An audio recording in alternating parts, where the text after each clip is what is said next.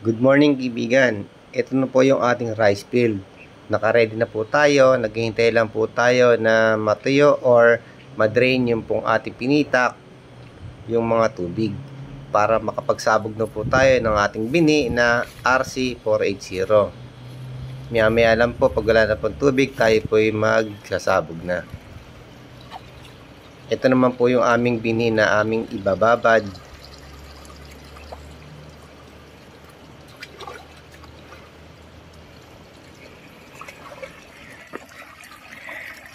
Malalim ang tubig, ano?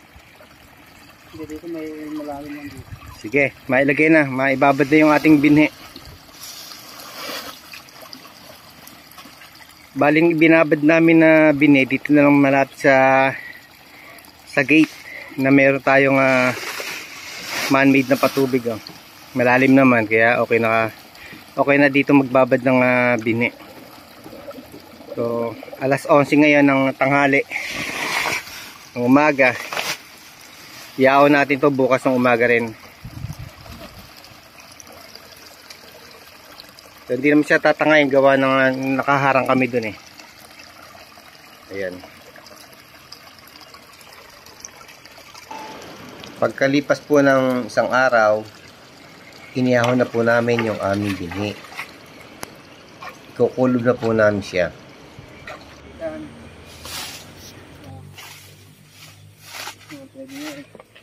Tsaka natin ilalagay ang kaibigan. Oo, yan. Alam lang tayong ginikan. Siyempre, yung kami kasi ginikan. Sapin tapos matutunda, natutunan ko yan. Sapin, ganun. Sige. Ilagay natin yun. Kasi walang ginikan, ito gagawin natin ginikan. Yung mga pamamaraan dito sa ating bukid. Ganyan. After na mailagay natin lahat yung ating kukulubin na binhi.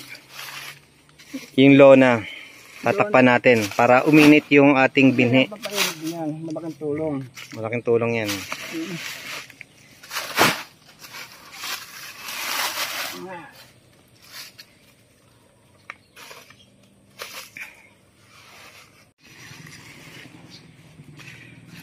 So ayan, tumpok-tumpok na namin yung ating Sinabi mo na kasi na binhi. Ayan. So, tatakpan natin ang lona para uminit yung ating binhi. Pansabog na bukas yan. Pansabog na bukas yan. Oo nga. Hindi tubo eh. Kaya ano natin maigi yung para pagkalipas ng isang araw, tanggalin na natin yung yung yero, pabigat. Yun, check po natin ngayon yung ating binhi kung may tubo na ba o ano. Makikita natin kung good certified seed ang ating gagamitin dito sa ating pagsabog dito sa ating rice field. Tingnan natin. Oh, yun. Okay, maganda. Wow. Ito po yung aming resulta ng pagkababad. Maganda oh. Ayun oh. So ito kasarapan pong isabog to dito sa ating rice field. Ayos na ayos to. Itong isa kaya. Ito. Ito yung ano. Tingnan natin. Pare-pares naman po yan. Ano yan? NSIC RC480 po yung ating napiling bini para dito sa ating Sengcraft. Pare-pares lang. Ganda ng tubo. So ito, mamaya po, pwede din nating spread po to dito sa ating rice field. Sasabog na natin to. Ngayon, yung kasama natin ngayon, naglilinang. Naggagawa ng kanal para tumapon lahat yung tubig sa pinitak. Check natin. Tara. Ito yung ating magsasabog. Yan, kaibigang farmer. Ano, susunong ka na isa? Oh, sulong na. Susunong na isa? Sinong na. Madala na doon. Ano tayo? Susunong na tayo. Isa. Tapos, karami. ilalagay natin to doon sa may ilalim ng mangga kasi integrated farming ang ginagawa natin di ba? Oo. Ngayon para hindi siya maarawan, mamatay or uminit yung bini, doon sa ilalim ng mangga natin nilalagay. Kasi may lilim. Sa may lilim, sa lilim. Ito yung si ating kaibigan na Farmer 2. Yan, sila yung ating makakatuwang dito sa bukid sa pagsasabog. Ngayon puntahan natin yung isang operator ng ating hand tractor kasi nagkakanal dito sa ating pinitak para tumapon lahat yung tubig. Mamaya pwede tayo magsabog.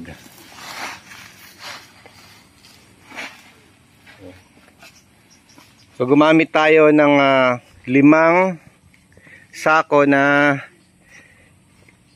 RC480 para dito sa ating lokasyon. Yung isang sako po umaabot ng 40 kilos certified seed. Yung pong isang sako na certified seed na NSIC RC480, 40 kilos po yun. Ngayon, ginawa namin dito, binabad namin buong 40 kilos. After ng ahon po, hinati po natin. Kaya yung pong binubuhat ng ating kaibigan, yan, half sack na po siya. Nasa 20 kilos na po siya. Sa dulo na namin ito, boss, Eddie. Sa dulo na lang, sa dulo. Para papunta rito, no? Salamat. Ito naman yung isa yan. 20 kilos din yan, yung binubuhat niya. Yan, medyo maputik. Ingat ka, maputik ka. Madulas.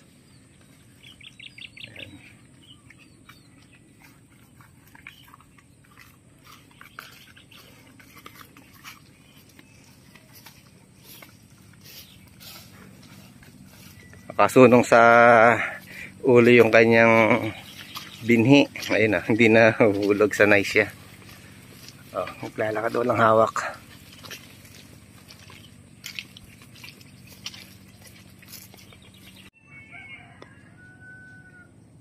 Ito po yung aming kabuuan na area sa rice field natin. Kung napapansin po ninyo, mayroon po tayo mga punong mangga dito. Ito po yung mga Carabao mango po. So ginagawa po namin dito sa aming lokasyon ay integrated farming po tayo para add on po doon sa ating kikitain sa pagdating ng panahon na tayo harvest. So yung pong ating integrated farming po, yung mango production at saka palay production, yun po yung nag-uumpisa, yung palay ay main crop po niya from June hanggang September po siya. Tapos yun naman po second production po, September hanggang first week ng December. So depende po sa bini ang gagamitin natin. Meron kasing paagang bini hanggang 105 days. O meron naman bini na mas mataas pa ang maturity date, umaabot po siya ng 115 days. So yung pong integrated farming po na sa mango production, yun po ay panahon ng February, March, April hanggang May. Yun po yung farming natin dito sa mga mangga ay organic mango po ang ginagawa natin dito. Hindi po tayo nag-spray. So, mas maganda po kasi integrated farming. So, after po na kami makapagtanim naman namin dito sa aming bukid, kami po yung nagtatanim ng mga gulay, mga basic foods or vegetable na ginagamit natin tulad ng kamatis, talong, okra, ampalaya, kalabasa, sitaw, sili. Yun po yung tinatanim namin dito sa pagitan ng gilid ng bakod namin. Kaya habang naghihintay kami ng maturity date sa aming rice production, nakakaani po kami sa gulay. Then after naman po ng pag-ani namin sa gulay, sa aming rice production sa first crop at main crop, ang kasunod naman po noon, yung pong mango naman po. Yung po yung ads namin sa kita, pang third crop na po siya. Sa buwan ng, ulitin ko po, February hanggang May, yun po yung panahon ng mangga. Teddy, testingin mo ito sa usok. Alin? Ito.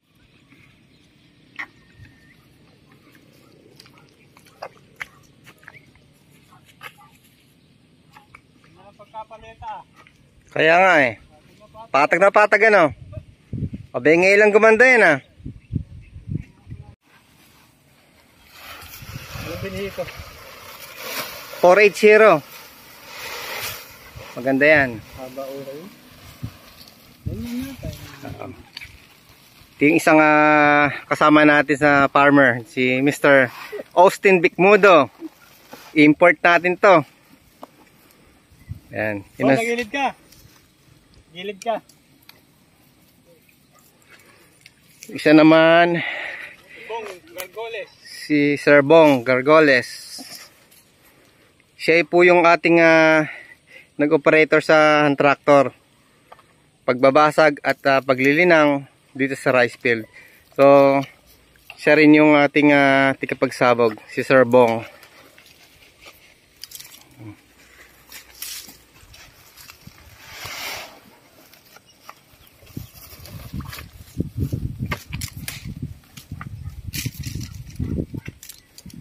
Medyo maganda sikat ang araw ngayon, kaya magandang magsabog.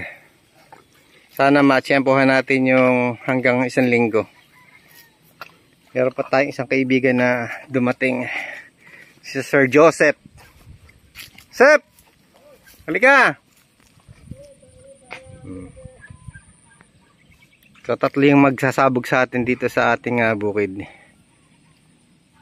Ito yung natawag na integrated farming, palay and mango grower po tayo. Oo nga, masyado kang mainipan kaibigan eh. Ayos lang yung malamig. Correct. Oo. Alas 4. Sakto-sakto yan. Oo. Dalawang nagsasabog, dalawang nag-aabot para mas mabilis. No, Austin ano? Tama ba yan? Bong. Ano mo tapos si Osi? Ayan. Kaya akala ko may tiga-abot ka. Oo nga, iabot ka rin kaya. Okay. Oo. Yung gwapo nating si Sir Austin Ay, bibigyan ko kay Bong. Aanin natin ito ng 200 mahigit. Wow. Ayos na ayos yun. 200 mahigit.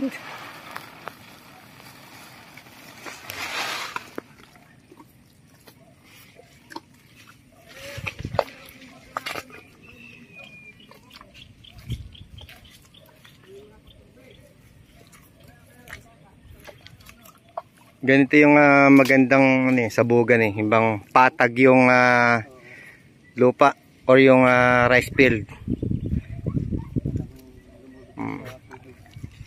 Magpapantay-pantay yan. Sabog ng palay. Ayan, ganyan.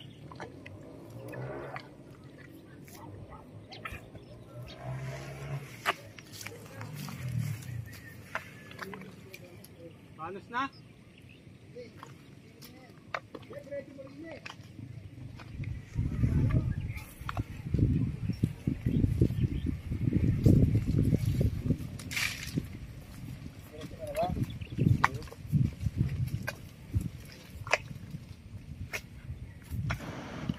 Maraming salamat po sa inyo kaibigan sa walang sawang pagsubaybay sa aking munting video na aking ginawa sa larangan ng agrikultura.